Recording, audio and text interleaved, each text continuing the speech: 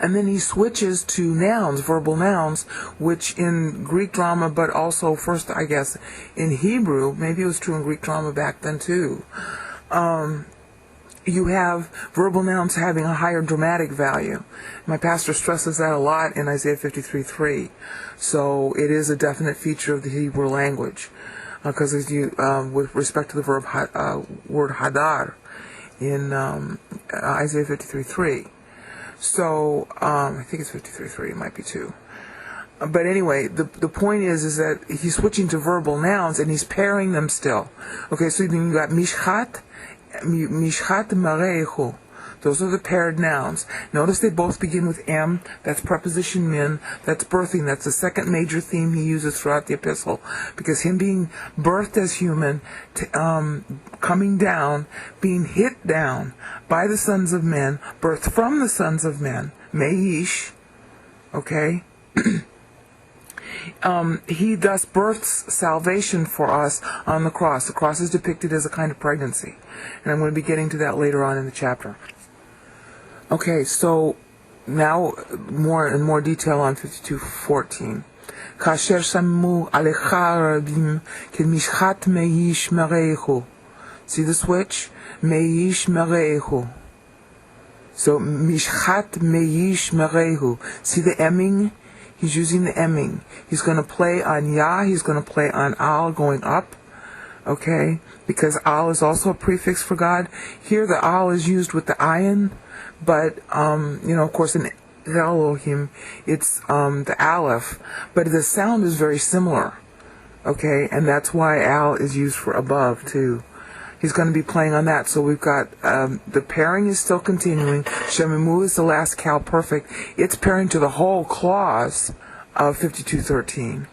And then you got Mishchat Meish Merehu. Shemimu Mishchat Meish Merehu. See all the M sounds? Okay, that's for the birthing preposition min. Min means separated from, away from, beyond. And every time you see mibetin or merekim in the Old Testament, it means separated from, beyond, born. Okay, but unfortunately it's always translated as if it were in the womb or just merely from the womb without you getting the sense of it being birth. And that's why Christian pro-lifers are always so confused, because they're looking at the translations rather than the original Hebrew. My pastor taught about the origin of life beginning at birth for 53 years. If you want more on that, I think you should go to him. Anyway, so, kasher shamemu, shamamamamamamamama, shamemu, aleka rabim, b'mimimimimimim, okay? Kenmishchat, meish, merehu. Okay, so you've got the two paired verbal nouns, mishchat and merehu. And then, otoaro, alright, that's still talking about birthing, because he's got a body now. Otoaro. Mib eni Adam. Again, the M sound. Mib eni. Beni means sons anyway. And so he's sort of stressing that. Okay? And born from the sons of men. Alright? I mean, I don't know if it gets better than this. He's pairing up the up down, so you've got the rhetorical device of a circle going, being exalted on high, coming down, going back up again. Alright? You've got the rhetorical device of being lifted up, raised up. That was in Nisan 52:13. And then he's continuing that circle and the coming down by showing the worst part. Because mishchat is an extremely violent word. It means beaten to a pulp. So that he's up there on the cross. My pastor said it so many times. He's up there on the cross and his face is so beaten you can't even tell it's a human being. They tried to kill him by beating him up before he even got to the cross, so he couldn't pay for sins. That was Satan's objective. Okay, so people were given urges to beat him up more strongly than even the Roman stone and bone would have required. Alright, so that's what Mishchat is emphasizing. And the M sound is to show that the beating up, that's really akin to a kind of violent raping. The Mishchat, alright, meish, merehu, mibeni, alright, toaro.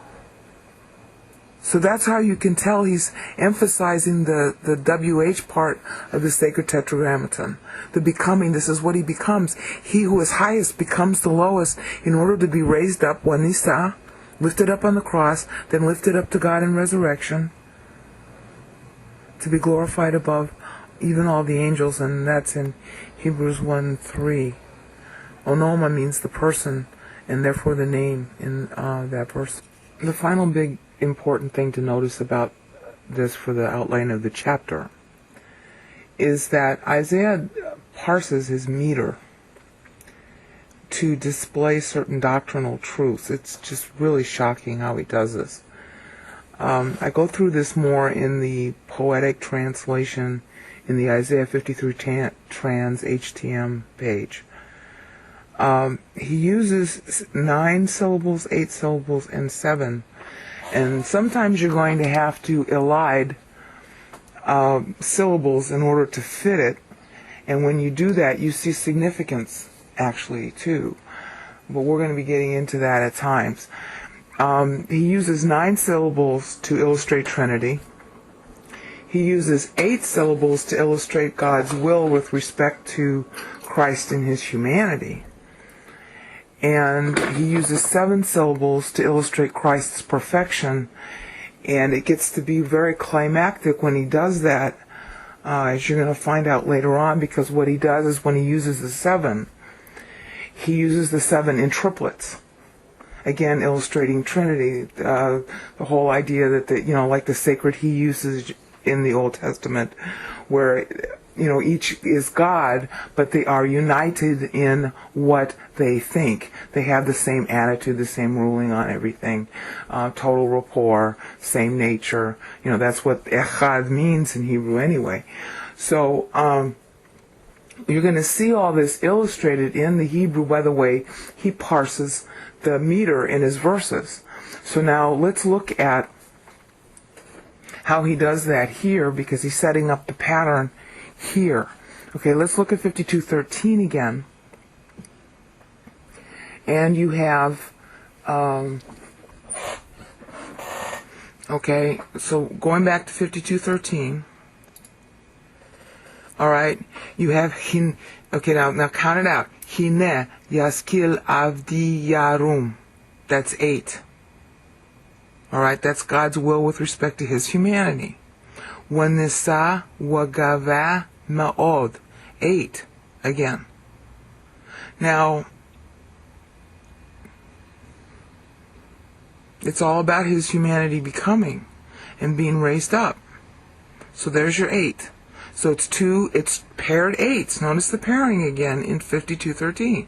Hine yaskil avdi yarum. 8. All right. Then you have wanisa wagava ma'od. It's also 8. Now we go to 52:14, and this is where the 9s begin to come in. Okay, so let's count it out. Kasher shamu aleka rabim. That's 9, first clause. Ken mishchat meish marehu. 8. Watoaro mib eni adam. 9. So you'll notice that 8 is in the middle clause. Ken mishchat meish marehu. Ken mishchat meish marehu. That's 8. And that's happening to his humanity. All right? Kasher shamu aleka rabim. Well, they're looking up at him, but, you'd be looking up to God anyway. So that's 9. Watoaro mib eni adam. Trinity's will with respect to him is that he become of the Son of Man. Again, Daniel 7:13. Can Isaiah make it clearer than this? I don't know how.